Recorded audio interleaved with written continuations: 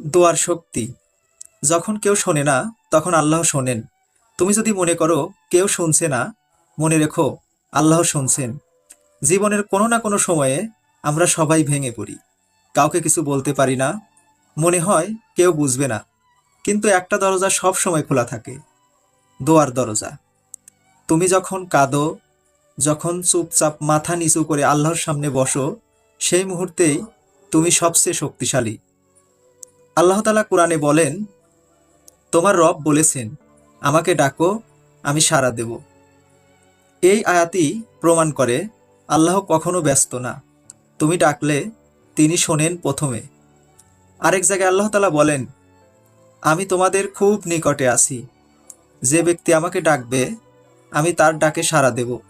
সূরা আল বাকারা। তুমি হয়তো বা ভাবো, আমি কতবার দোয়া করছি কিন্তু কিছুই পাইনি। কিন্তু জানো কি, আল্লাহ তিনভাবে দোয়ার জবাব দেন। এক, কখনো সাথে সাথেই দিয়ে দেন। দুই, কখনো দেরি করেন তোমার মঙ্গলের জন্য। তিন, আর কখনো পরকালের জন্য রেখে দেন, যাতে পুরস্কার আরো বড় হয়। রাসূল সাল্লাল্লাহু আলাইহি ওয়াসাল্লাম বলেছেন, দোয়া হলো ইবাদতের মর্ম। তিরমিজি। আরেকটি হাদিসে তিনি বলেন, দোয়া করলে আল্লাহ তিনভাবে প্রতিদান দেন।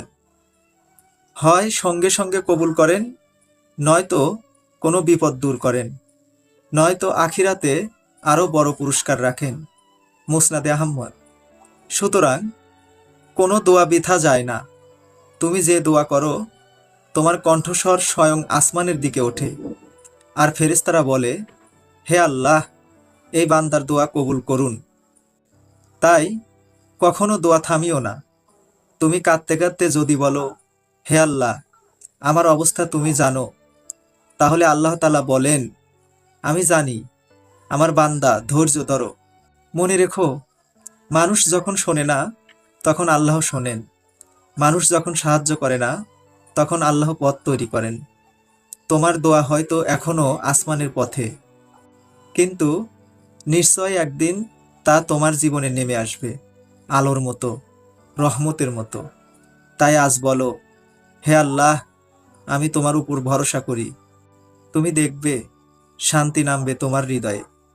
আল্লাহ তাআলা আমাদের সকলকে এইভাবে চলার তৌফিক দান করুক। সবাই বলি আমিন। আসসালামু আলাইকুম ওয়া রাহমাতুল্লাহি ওয়া বারাকাতুহু।